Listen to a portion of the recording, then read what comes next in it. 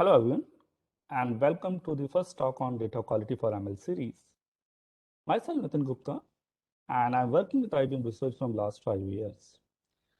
Here in IBM, we are developing the solutions to find the different data quality issues to build a better ML model. In today's talk, I will going to discuss about the need for a data quality measurement for ML pipeline, and also how it will affect the ML model. I will also highlight how these different data quality measurement can help the data scientists to take more informed and better decisions. And in the last, I will talk about how you can use these tools through a developer APIs on your for your data science projects. Okay, with this, let's start. So there has been so many studies in literature which shows that preparing a data is one of the challenging steps in ML life cycle. And to overcome that challenge, what we propose is there has to be one new step should be added in ML pipeline or ML life cycle, which basically helps to find the different data quality issues in a data. And then data scientists can use that particular stage or that particular module to take more informed and a better decisions like what model to be used or do we need new features or what feature transformation pipeline is used or what remediation strategies to be used to make more data more better before passing it to other modules of ML lifecycle like data preprocessing, feature extraction, and model building. This addition of a new step, which basically helps to find the data quality issues in a data, helps in bringing automation, standardization, and more democratization of a data science process. Let me take one simple example of a label noise, which is well-studied problem in the literature. So, to build any ML model, the most important aspect is the labels. So if labels are correct, then we can think of a model can learn as based on its characteristic, correct?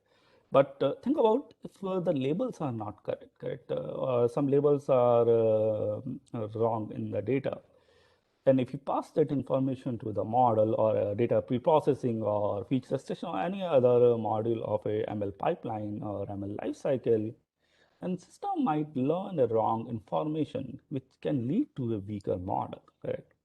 So that's why it's required to find the data quality issues with respect to several dimensions before passing it to any other ML lifecycle module, so that data scientists can review and fix those issues before making the data making a data ready for a model building pipeline.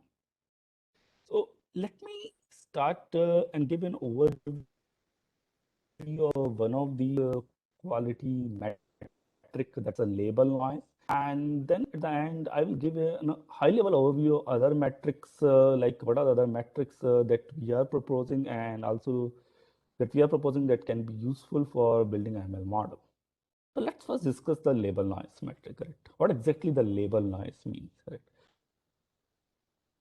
For that, we took one, we took created this toy data set with 7 or 8 rows so that it's become easy to visualize and understand. And this toy data set, we basically used IRIS data set to create this particular toy data set. So here the columns basically represent the features and attributes which represent the classes of this particular data set. And the last column, that species column, basically represent the class. And here the classes are Iris setosa and Iris virginica. This is the binary class problem, but that's not an issue. Label noise can work on both binary as well as a multi-class problem. Okay. So if you look the first column, that is sepal length 2, which basically is one of the attribute to find this particular class. Then within that particular attribute, if you look at the distribution of Iris setosa class, which basically we can see varies from 4.7 to 5.1. Similarly, if you look at the distribution of Iris virginica class, which varies from 6.2 to 6.3, But if you look at the last row, which is Iris setosa, labeled as Iris setosa, but actually that's not from Iris setosa, it's a mislabeled sample, and the actual label is Iris virginica for that class. And how we can determine simply by looking this table. If you look at the first column, the last entry, that's a 6.5 value, which basically inclined towards a distribution of Iris virginica class. Similarly, if you look the third and fourth column, which is 4.4 and 1.2 respectively, they are also more inclined towards Iris virginica class and different from the distribution of Iris setosa class, right? These all values basically highlights that this particular sample doesn't belong to Iris setosa but belongs to Iris virginica class, uh, Iris virginica class. So this is the one simple example to give an overview of what exactly the label noise means. But single data set can have a multiple such examples which can make data having a lot of noisy points, and if you use the data to train a model, then model might learn a long information and wrong information, and overall it becomes weaker model of our test data set.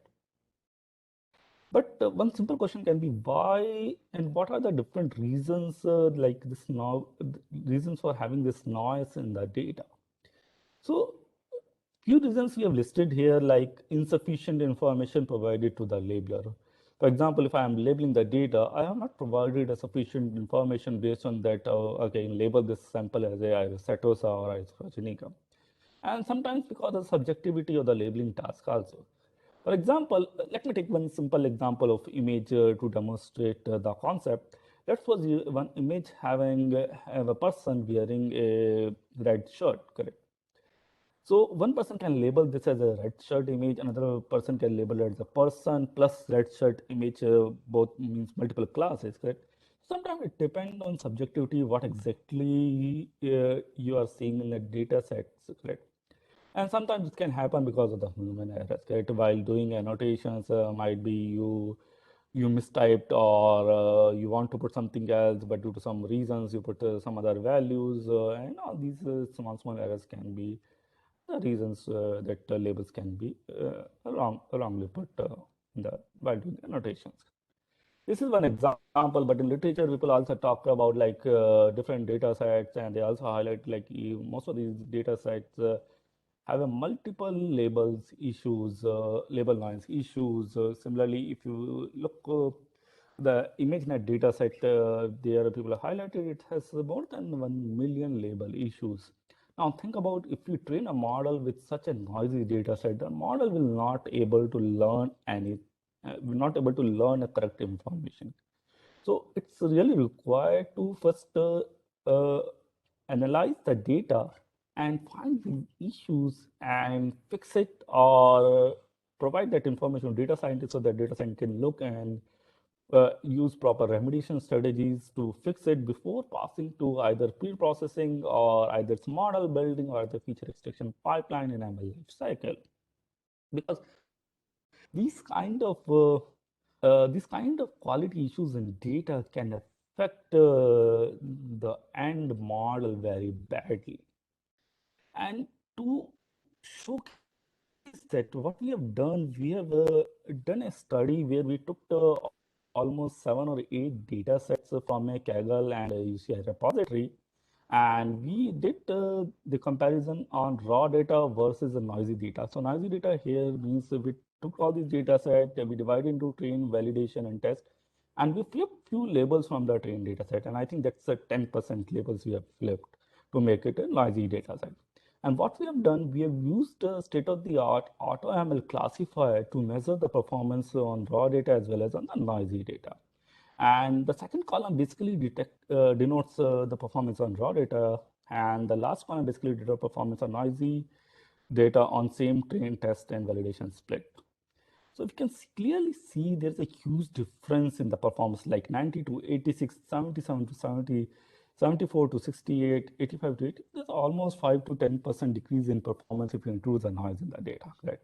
And this is 10% is a very small percent of noise. Correct? Data set can have more than 10 or like 20 or 30% noise, which can make a model more weaker to more weaker and will not behave will not give good results on a test data sets, correct?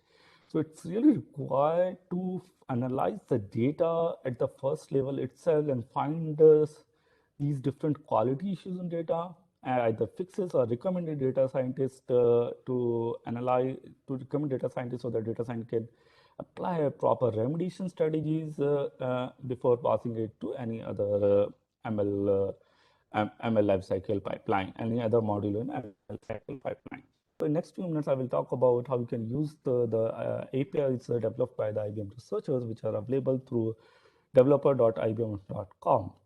So these APIs basically provide you a way to directly or automatically find the data quality issues before building any ML model. So in today's talk, I just discussed about the label noise, but there can be several other dimensions which we need to analyze to do a quality check. And once the different issues get fixed, then we need to perform the other modules of ML pipeline or ML life cycle.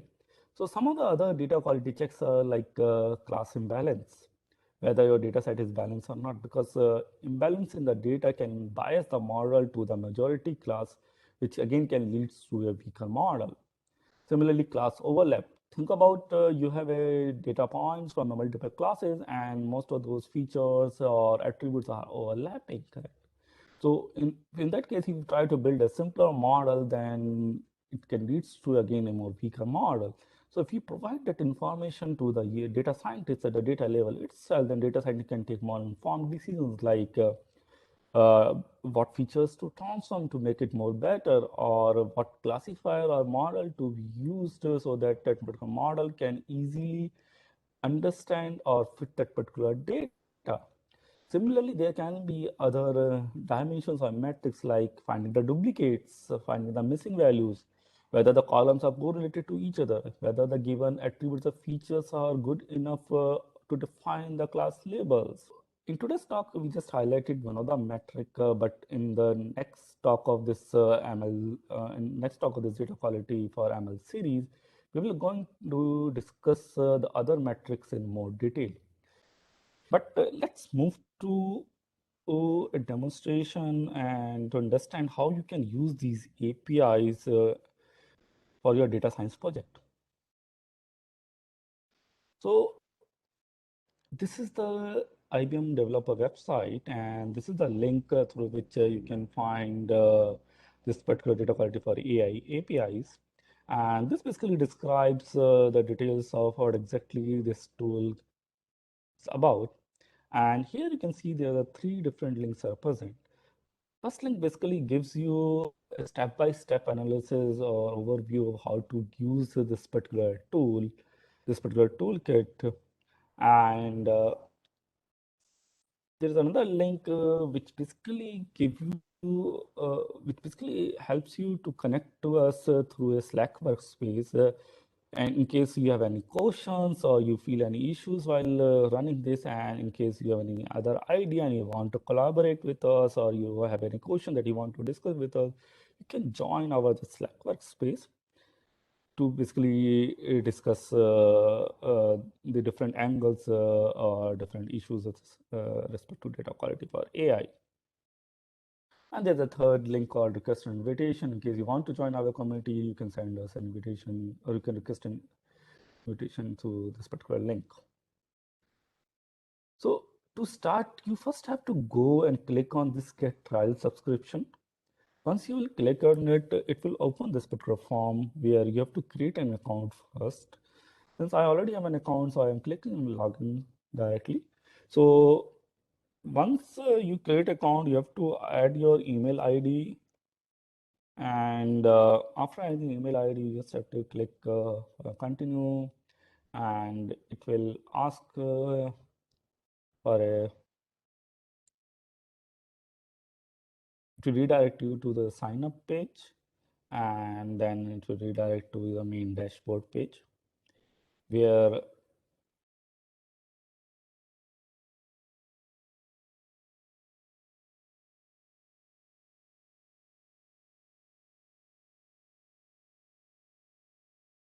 Okay, so it will redirect to this particular page where you find an icon called Trial for Data Quality for AI API. You have to click on this launch button. It will redirect you to another page which looks like this.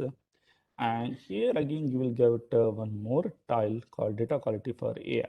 Once you click on this, you will get your access keys. Okay, let me get back to main web page. Okay, so once you get to your keys, you can come here and just check what are these different options. So you have these two main options. One is the overview, which will give you an overview of about this toolkit. If you go to getting started, it will give you an overview of correct how you can use the authorization keys and to run these APIs. So you can run these APIs in three different ways. One through curl command, one through Python command, and third one through this particular UI, which I will going to discuss in next few minutes. Then if you go to data quality aspect, here we divide it into three sections. One is a connection check. This connection check basically takes your keys and just verify it whether it's correct or not. So whether you made a connection or not. So you just have to copy the client ID key and you have to put it here. And then you have to copy your client secret key and you have to again go back and put it here. Then you have to click on run request. Once you click on the run request, it will generate a welcome message for you. Message welcome to data quality for AI, which means your APIs keys are correct, and now you can use these APIs to generate results with respect to different quality dimensions. So let's look what exactly in the structured. So basically, these are the different metrics, data quality metrics that we built. And label purity is the one that we discussed today. And these are some other metrics that we're going to discuss in the next talk of this series. And but let me first take a label purity and give you an overview, and then again, and at the end, I will give you high level overview of what exactly are these metrics do. But we'll discuss this in more detail in the next talk of this particular series. So let's move to label purity. So here you will first find the details of what exactly this metrics do. And if you go bottom here, you find the parameters details correct. So here the two parameter details, one is the data file and there is a label column. And once you click on this try this API, it will give you an option to provide client ID, client secret, and then it will ask for data file and the label column. Once you find, then you will get an option to run request. So I just wanted to highlight here all these metrics give some analysis and also gives a score between 0 and 1. Where 1 means your data set is clean with respect to the dimension, and other values between 0 and 1 give you like different flavors. Like for example, if the value is 0.90 with respect to label purity, that means you have a 10% noise in your data. If you have a class overlap value as a 0.80, that means 20% of samples are overlapping in your data. So all these are different insights you can generate even from the score itself. So let's see. So we choose the first file and I'm selecting a breast cancer data set and then it will ask for a label column. So let me just show you what exactly how the breast looks like. So here you can look, these are the different attributes. And this is the class column, which denotes 0 and 1 in this case. So here the class is basically our class column. So I will put the class as a label column name, and then I will run. What it will do, it will generate a job ID for you. You can see here, this is the job ID. You can take this job ID and go to this get results section. It will help us to basically and find to get the results after submitting a job through these APIs. So you have to provide your job ID here. Then you have to click on run request and it will return you this JSON to you. You can see. So each of these metrics return a JSON which follows almost similar structure. So let me give you a high-level overview of what exactly this structure looks like. So it will display a message whether the job is finished or not. In the response, you have a data set details. You have a meta detail. Meta details, you have a definition of what metric you have used, what score 1 means. Is there any hyperparameter used? What exactly the name of the metric and how much time it took, and what's the label column you have provided. And then there's the result section, which basically provides a detailed analysis of the algorithm. So if you look specific, this noisy sample column, correct? What it's saying, row number 203 seems to be noisy, where actual label is given 1, but the suggested label is 0. That means 1 is not a correct label. The user has to replace that 1 with 0. Correct? So there's a two-way to use this JSON. Either user can directly parse this JSON and replace actual label with suggested label, or data scientist can review the recommendation and then accordingly accept or reject to build a more better ML pipeline. Similarly, if you look, it will also provide explanation at the end where it says that, okay, score is 0.95, which means 5% of the samples are noisy in this particular data set. Apart from that, there are other informations we are providing like non-process classes. That means, for example, to find any of these issues, we need to analyze the distribution. To analyze the distribution, we need at least some X samples. And we are saying those are the 5 samples at least we are required to analyze any classes. So in data set, if any classes have less than 5 samples, then we are not analyzing those classes, and we are putting here in the list so that user is aware about. Similarly, there are some samples which are confusing, means algorithm is confused whether those are the really noisy samples or those samples seems to be noisy or in distribution of other class because of that data set equals to data set characteristic itself, correct? So these are the information points so that the user can go and look these samples and accordingly can take a better decision, correct? So now you can easily parse this JSON in your code and then find these different issues and fix it either automatically or by analyzing it manually.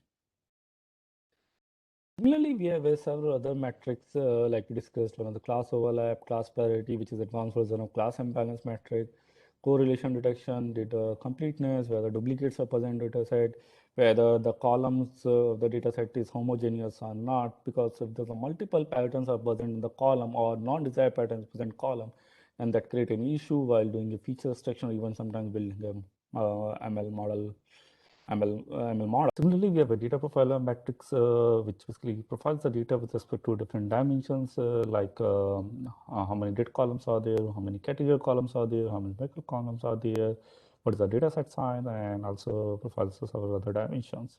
And we have feature relevance, which find the relevance of each column with respect to target column, we label part we just discussed, and then we outlier detection. So you can go and read about each of these metrics and can try for your project.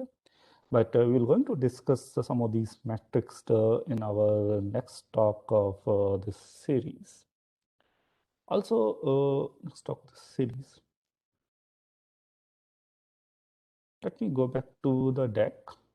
This is as I highlighted, this is our Slack channel. And in case you have any questions or idea, please feel free to reach to us through this channel. And these are some of the important links. So this is the link where you can get the APIs, and if you want to understand about the approach and more results, and you can read our paper. This is a Slack channel. In the past, we have done several workshops introducing data quality. In case you're interested, you can just go and look for these links. And we are also presenting data quality for AI tutorial in COTSCOM this year. In case you are attending, then please join us. And we also have our web page where we're going to upload these videos, and this is the link for this. And we already have a few videos there on our KD tutorial. So please subscribe this and look for the other videos also.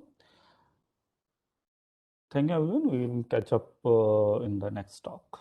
Thanks.